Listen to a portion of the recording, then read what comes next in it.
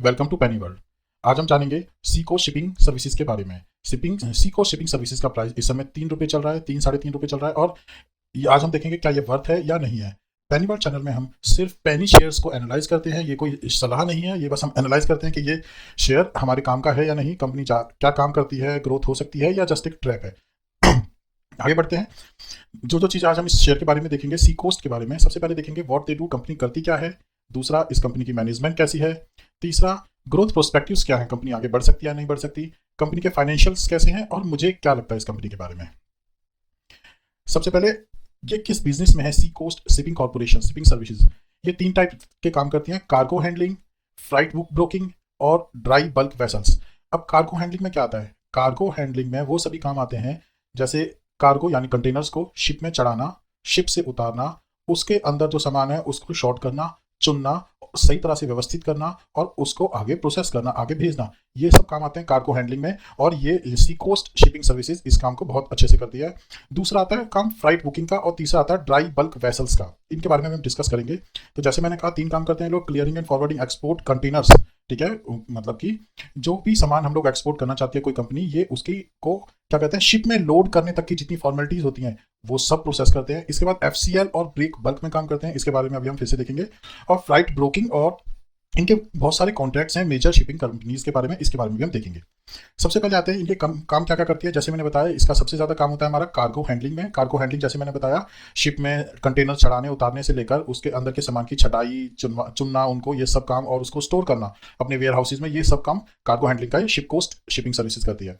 दूसरा काम करती है फ्राइट ब्रोकिंग। फ्राइट ब्रोकिंग क्या होता है, इसमें क्या होता है, कोई कंपनी जो एक्सपोर्ट करना चाहती है सामान किसी और कंपनी को, तो ये उन दोनों के बीच में, जो एक्सपोर्टर है और जो इंपोर्टर है, उन दोनों के बीच में एज अ ब्रोकर खड़ा होता है। मतलब कि ये अपने आप में सामान नहीं खरीदता, लेकिन एक लिंक प्रोवाइड करता है। जैसे कि आप इसमें देख भी पा रहे होंगे स्लाइड में, ये एक लिंक प्रोवाइड करता है कहाँ से, सेलर और एक्सपोर्टर और इंपोर्टर के बीच में।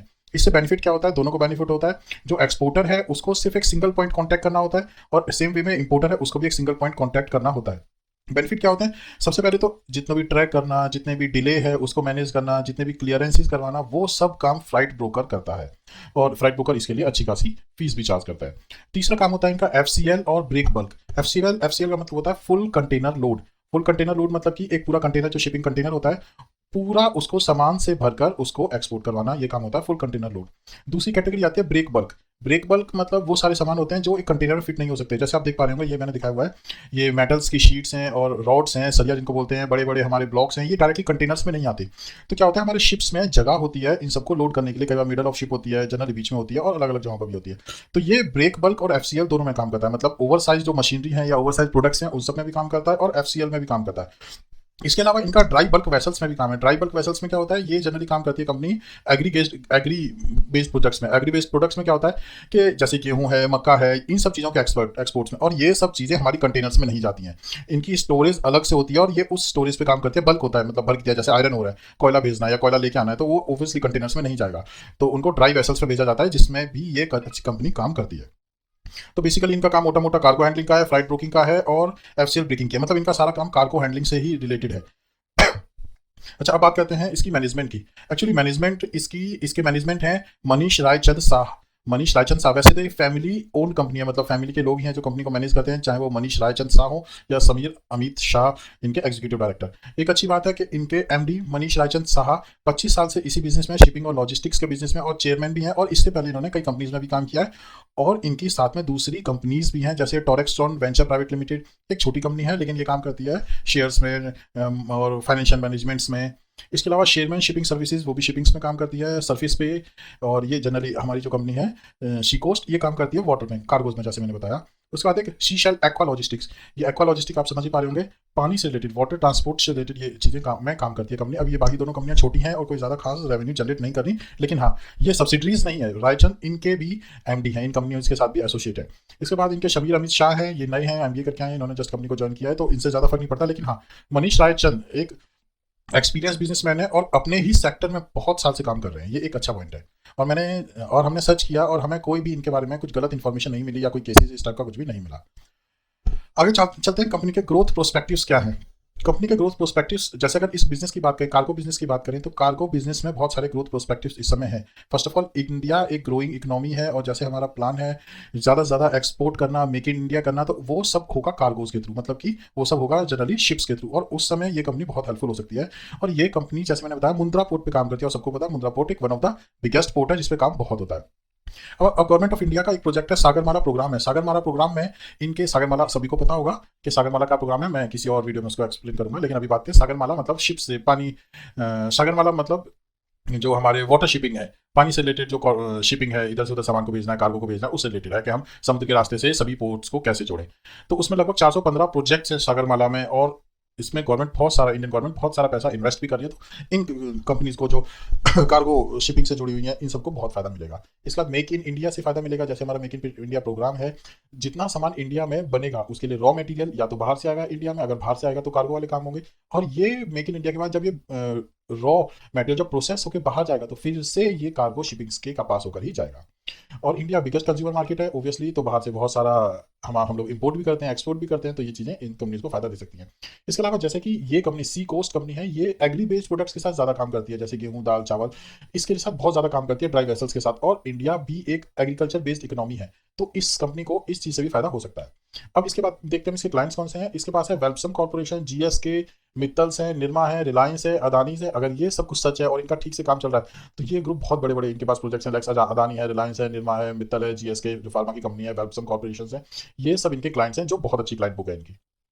नेक्स्ट देख लेते हैं इनके फाइनेंशियल्स क्या है। सीको शिपिंग और सर्विसेज के में एक माइक्रो कैप है, 124 करोड़ की कंपनी है, छोटी कंपनी और ज़्यादा पुरानी भी नहीं है, शायद 2018 में लिस्ट हुई है कंपनी।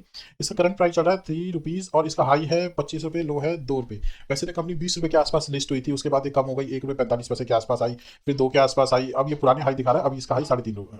उसके बाद ये गलत दिखा रहा है, 1.45 है फिर, लेकिन इसका हाई जो है वो इसके बाद अभी ये 3.5 के आसपास है, और इसमें अपर सर्किट लगा हुआ है। स्टॉक की पी 14 है, जो मुझे नहीं लगता, इसकी पी 40 के आसपास होनी चाहिए। रिटर्न ऑन इक्विटी ₹10 10% है, जो ठीक है इस साइज की कंपनी के हिसाब से। रिटर्न ऑन कैपिटल इंप्लॉयड 10% के हिसाब से ठीक है। रिटर्न ऑन इक्विटी 5.5%, इतनी ही एक्सपेक्ट कर सकते हैं। और कमाल की बात है कि माइक्रो कैप है जो 1.36% का डिविडेंड भी दे रही है, मतलब बहुत कंपनी, छोटी कंपनियों से उम्मीद नहीं की जाती है कि वो इतना डिविडेंड देंगी, क्योंकि वो ज्यादा अपना पैसा ग्रोथ में खर्च करती है। इसका देखिए डेब्ट टू इक्विटी, कंपनी लगभग डेब्ट फ्री है, 0.47 इसका डेब्ट इक्विटी रेशियो है, जो बहुत कम है, मतलब कंपनी के पास डेब्ट नहीं है। प्रॉफिट ग्रोथ जो एक परेशानी वाली बात है, 16.9% नेगेटिव है, मतलब कंपनी का प्रॉफिट ग्रो नहीं कर रहा है। प्लेज परसेंटेज 0% है, कोई कंपनी ने शेयर प्लेज नहीं किए हुए, और ये सब हम देख ही चुके हैं। प्रॉफिट आफ्टर आफ्टर टैक्स इस क्वार्टर का लगभग 8 करोड़ है, जो बहुत अच्छी बात है। आगे चलते हैं, कंपनी का चार्ट देख लेते हैं। 2020 से पहले इनका प्राइस लगभग कुछ भी नहीं था, फिर ये ऊपर चढ़े, आ गए वापस लगभग 25 से, फिर नीचे आए। मतलब कि क्या है इसका मतलब, यह है कि कंपनी को ऑपरेटर मैनेज कर रहे हैं। कोई भी कंपनी ऐसे नहीं होती ₹1 से लेकर ₹25 तक पहुंच जाए एक साल में, और वापस ₹1 पे आ जाए एक साल में। मतलब ऑपरेटर्स इस कंपनी के साथ खेल रहे हैं, तो इसमें पैसा कॉन्शियस ही लगाना है। लेकिन एक चीज़ है, कंपनी का ये बॉटम मान लीजिए, ये कंपनी का बॉटम हो सकता है ₹1.45, इससे नीचे जाने की उम्मीद कम है, क्योंकि कंपनी के प्रोस्पेक्टिव्स अच्छे हैं, कंपनी का बिजनेस भी अच्छा है। शेयर होल्डिंग पैटर्न, ये एक अच्छी बात है कि लगभग 60% का शेयर होल्डिंग पैटर्न था। 2019 में प्रमोटर्स ने बढ़ाया, उसके बाद कुछ शेयर्स लोड ऑफ कर दिए।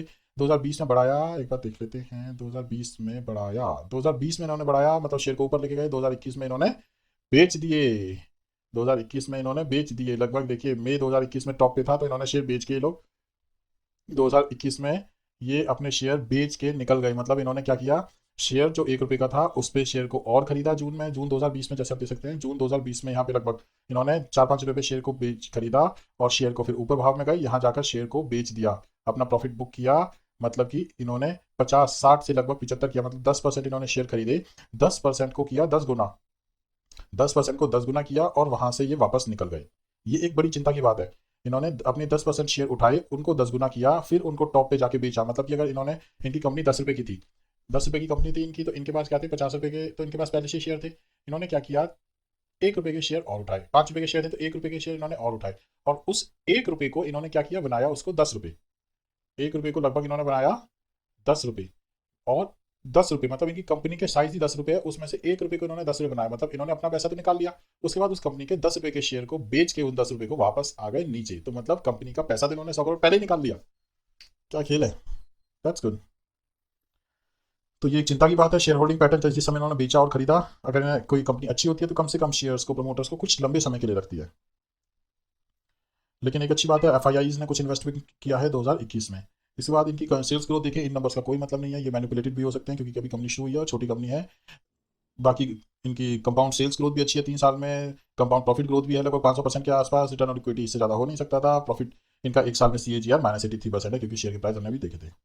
क्वार्टरली रिजल्ट में देखें तो कंपनी ने कुछ अच्छा नहीं किया, सेल्स ठीक है बड़ी 26 करोड़ 63 करोड़, मतलब कंटिन्यूस सेल्स ग्रोथ नहीं है। 21 में कोरोना के टाइम मान लीजिए यहाँ पर इसकी 4 करोड़ हुई, ठीक है उस समय सारी सेल्स बंद थी, लेकिन अभी 93 करोड़ है, ये अच्छी बात है कि इनकी सेल्स बढ़ रही है और हो सकता है और भी आगे अच्छा काम करे। अब मेरा इसके बाद क्या है, प्रॉफिट, इनके प्रॉफिट मार्जिन देखिए, नेट प्रॉफिट इनके कुछ भी नहीं है, नेगेटिव नेगेटिव नेगेटिव। उसके बाद कुछ प्रॉफिट्स आना शुरू है जो 3 करोड़ के आसपास इनका प्रॉफिट आया है। कंपनी की EPS भी, अर्निंग पर शेयर भी इस बार पॉजिटिव है, एटलीस्ट पहले इनकी अर्निंग पर शेयर पॉजिटिव थी, पिछले क्वार्टर में नेगेटिव थी, मतलब अर्निंग पर शेयर लगभग कांस्टेंट है, कम हुई ज़्यादा हुई लेकिन अब लगभग कांस्टेंट है। अब मेरे व्यूज़ क्या है, मेरे व्यूज़ हैं कंपनी का बिजनेस अच्छा है, लेकिन इनके प्रमोटर्स के ऊपर मुझे थोड़ा सा, इनके प्रमोटर्स के साथ मैं नहीं हूँ। इनके प्रमोटर्स ने ये जो किया 73% अपने शेयर, जो 15% शेयर खरीदे उनको टॉप पे बचाया और वहां से अपना सारा माल बेचकर वापस उसी जगह आ गए, तो मतलब उन्होंने जितनी कंपनी की प्राइसिंग थी उतना तो उन्होंने कमा लिया। बाकी कंपनी का बिजनेस अच्छा है, शॉर्ट टर्म के लिए कंपनी को, अभी मेरे हिसाब से कंपनी को 1-2 साल देखना चाहिए। और जैसे कंपनी लो पे होती है, तो जैसे प्रमोटर्स इस कंपनी के साथ खेल रहे हैं, तो लो में कुछ पैसा बनाया जा सकता है, डबल ट्रिपल करके दे देगी कंपनी अगर सही टाइम पे आपने एंट्री ले ली तो। लेकिन कंपनी के प्रमोटर्स ने जो किया उसके हिसाब से कंपनी, मुझे, मेरी राय में, मैं इस कंपनी में इन्वेस्टमेंट नहीं करना चाहूँगा।